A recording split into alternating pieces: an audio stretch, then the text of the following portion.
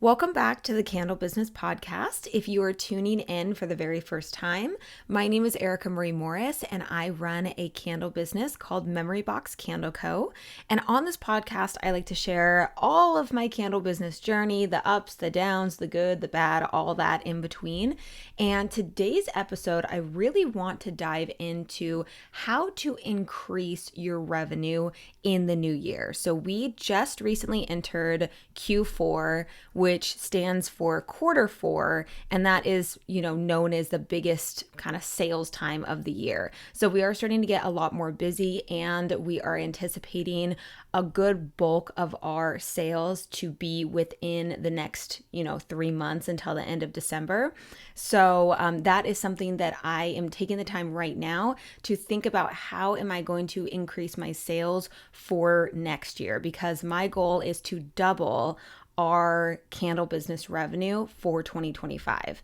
And if you are somebody who is thinking to yourself, I just want to launch my business in 2025, then I highly recommend that you go and download my candle business launch checklist. It's completely free. You just sign up for my newsletter and then I will send it directly to your inbox. It is ericamariemorris.com/checklist. You can just enter your email and then I will get that sent over to you so that you can follow through step by step all of the things that you need to be considering before you launch your business. In this podcast episode, I really want to go over what my personal business goals are for 2025, and I hope that that will help you out and what you should be thinking about on how to increase your revenue for 2025. Obviously, we're all going to have different goals on what we're looking to do in order to increase our revenue, but I'm going to be talking about 4 specific areas that I'm going to be focusing on in order to actually double our revenue. So as of right now, we are on track to do about $100,000 in candle business sales total between retail and wholesale.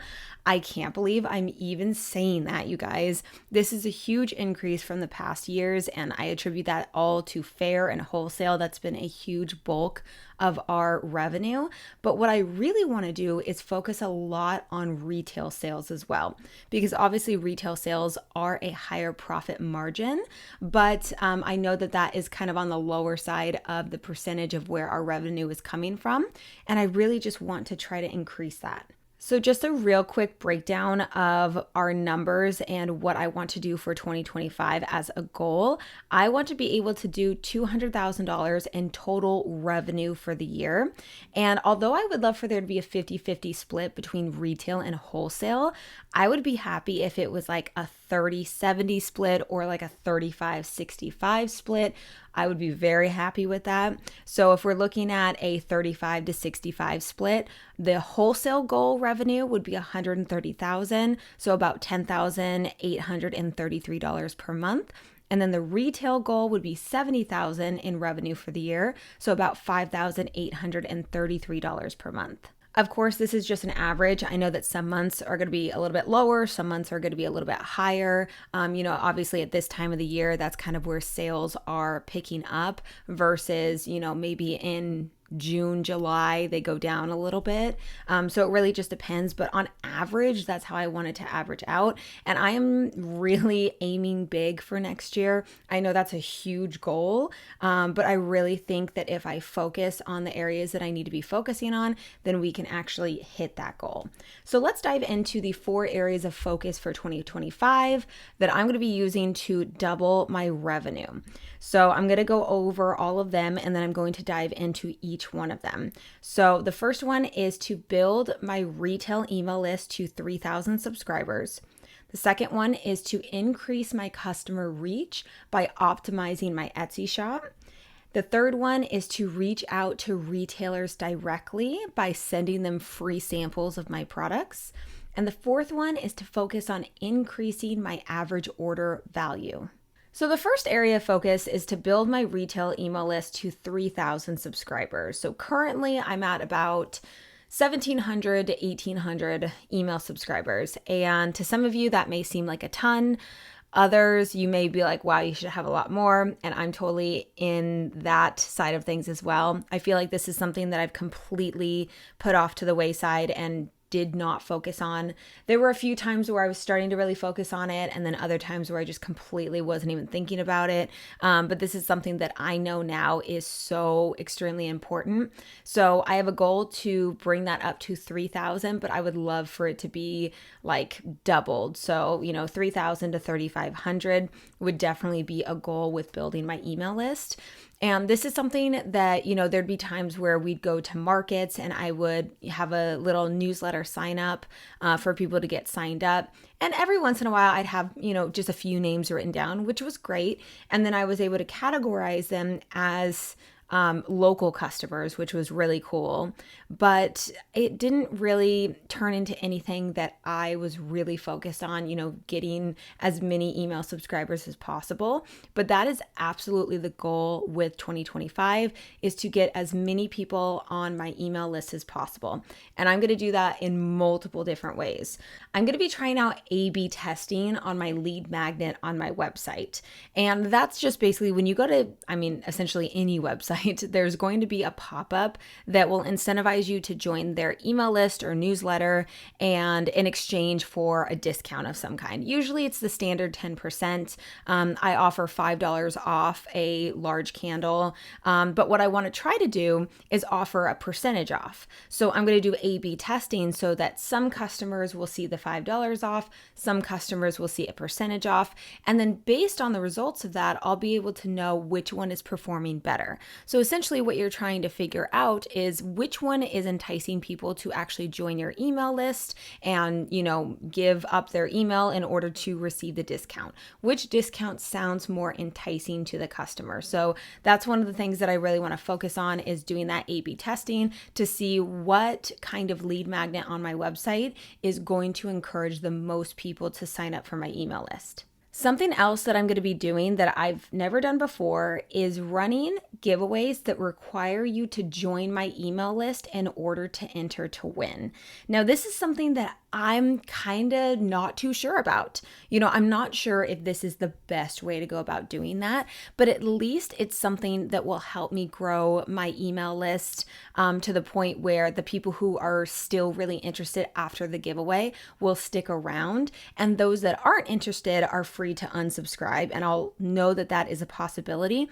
But if even like 10 to 20% of the people that join my email list for the giveaway stick around and end up becoming customers, then I think that's a win-win in that situation. Again, I've never tried this out before. I don't exactly know how this is going to go, but this is something that I'm thinking of. Instead of having people just leave a comment or tag somebody or whatever it is, and I might still do that. I don't know exactly how I'm going to set that up, because I know that when people comment on your post on Instagram and they tag somebody, then that really helps to boost, the algorithm and boost the post and the engagement on the post and all that kind of stuff. But I'm thinking with local giveaways, I want to do more local giveaways to my city on my local city Facebook group. And I think especially with that, I want to do some kind of sign up giveaway entry form that's also getting on the email list. And I think I can get that set up on some kind of landing page that looks nice, and it doesn't just look like they're just putting their email in randomly or having to comment their email or something, because I know that would kind of discourage people from actually wanting to enter. But I know that that's something that I want to do, because in the past I've done giveaways on a local Facebook group, and a very popular thing to do is to have people pick a number between 1 and 200 and comment it. And then whoever gets the number will win whatever you're giving away. But what happens there is that so many people comment at once. And on my local Facebook group, they have it set to where if you get over 50 comments in the first hour, then your post comments get turned off. So it's kind of a bummer. So I think that I'm going to do that as a way to kind of not have that happen, especially in that Facebook group. But I'm really trying to build up my local customer base as well. We're not doing local markets anymore, so these local Facebook groups are really a great way to still stay engaged with the community and have our brand awareness still out there without having to actually physically go out to these local markets. And then the last thing I want to mention on this point is that I will be doing a lot more limited edition releases. If you watched my, I think it was my last video where I was talking about how I was able to make $1,000 on one candle scent, and that was by doing a limited edition, limited quantity, pre-order type of product launch. And that is something that I want to continue doing throughout the year, but only available to my email list subscribers. And this is going to, again, be a very enticing value point for potential customers for them to join my email list so that they have the ability to try to get these pre-order and limited edition released products. So that is something that I want to do, is actually have these only available to my email list subscribers and not available to just anybody and everybody. So it's going to be more exclusive, and I really want to make it a very exclusive, like kind of like a club, like just a very exclusive kind of thing to where you feel like you're more a part of something than just being on an email list. Like my email list subscribers are going to get a lot more special attention than just anybody and everybody. And then the second area of focus is to optimize my Etsy shop. So when I got started with my business, I actually had an Etsy shop first.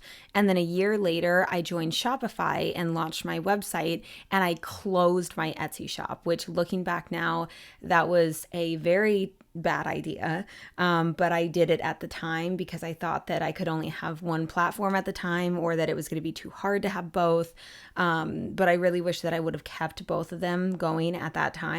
But regardless, I did open up my Etsy shop again. I believe it was over a year ago at this point. But I really haven't put that much effort into it. If you check out my Etsy shop, you'd be like, Erica, this is like not great. And I know it's not great. There's a lot that I can do. We get sales every once in a while. We actually just got a sale from Etsy, I think 2 days ago. But before that, it's been a couple of months. So I know that that's something that will bring new customers, and new customers equal more revenue, and then the potential of them being repeat customers. So that is something that I'm looking to do, is actually optimize my Etsy shop, make sure that I have my full catalog on there, which I don't right now. I don't have my full catalog. So I want to make sure I have my full catalog. My SEO is great on there, and just I have more, that I'm more active on there. So whether or not I need to hire some kind of Etsy shop manager to go on there every day and just kind of show that there is activity going on, because I know that Etsy likes when there's that activity going on Etsy. So I think that that's something that I may look into doing to really try to test and see if that helps to get more sales on Etsy. The third area of focus is I really want to gain new 0% commissioned retailers on Faire, meaning that I want to be the one to be bringing these retailers and, placing these orders on the Faire platform, on our shop. And the way that I want to go about doing that is by sending them free products. I've already done this with a couple of retailers, and I have plans to do at least 10 more retailers before the end of the year. But I really want to send out, over 100 free products in the year of 2025 to different retailers to entice them to want to place an order because of them actually seeing our products and smelling our products. And I think that that is a better way than just sending a basic email. And what I've learned is that the quality of the retailer that you are trying to get your products into is way more important than the quantity of retailers. So instead of just trying to get anybody and everybody to carry your product, I'm really trying to be very strategic in retailers and different, shops that I really, really want to get our products into and that I think are worth actually sending out these free samples to. So I'm not just going to send anybody and everybody these free samples. And I know that this sounds kind of crazy to be giving away, potentially hundreds of products for free, but I'm thinking about it strategically. strategically. I really want to get more of these 0% commission retailers because I really want to be earning more, obviously not doing the 15% commission to Fair. And I really want to find retailers who are going to order at least once per month. So if we could gain around 20 to 25 new 0% commission retailers, that will really boost our revenue on Fair to help reach the goal of doubling our revenue for the year. And then the fourth area of focus is to increase our average order value. So this is going to help to increase revenue because if every person just spent more money, then that in and of itself would actually increase our revenue by a ton. So the way that I'm going to be doing that is by really focusing on gift boxes and also by looking into adding an upselling feature post-purchase. So with the gift boxes, this is going to obviously be a higher dollar figure. So that in and of itself, if more of those are purchased throughout the month and the year, that's going to increase our average order value. But it's also going to give people more of an incentive to purchase from us because we offer more gifting options. And any kind of candle business, we really need to focus on the gifting component because it really does make like one of the best gifts, and it's kind of universally known as such a great gifting option. So by offering more kinds of gifting boxes and gifting sets, that's something that I think will increase our average order value and thus increase our total revenue. And then the same thing with the upselling feature post-purchase. So I have a Shopify store and they have tons of apps to use, and within that they have different upselling features. So once a customer has placed their order for, let's say, a large candle, you're able to have a feature go on that says, hey, for a limited time, for the next 10 minutes or something, you can get a second candle for 25% off, but the deal is only for this amount of time. So it kind of gives that urgency to, just go ahead and add it on. They're getting an extra deal on top of that. And it will increase the amount of products and the total dollar amount per order. And I think that that is something that if I can take the people who are already purchasing from us on a regular basis, because we have a ton of returning customers, and if I can just increase their average order value by 20 to 30%, then that's going to increase our revenue overall, and that will help us reach our goal for 2025. So these are the four main areas of focus that I'm going to be focusing on to increase our revenue for 2025. And I feel like there are a ton of different things that I can focus on, but I really, really tried to narrow it down and tailor it down so that I'm not trying to try all these different things for the new year, like all different kinds of ads and Pinterest and, tons of TikTok shop things. Like I want to keep it pretty simple and straightforward with what my goals are, because I think that that's what will actually lead to success instead of constantly getting distracted and trying to try different things to get results. I really want to focus on things that I know will get results if I really put in the effort and really focus on it. But with that, I hope you enjoyed today's podcast episode, and I will see you in the next one.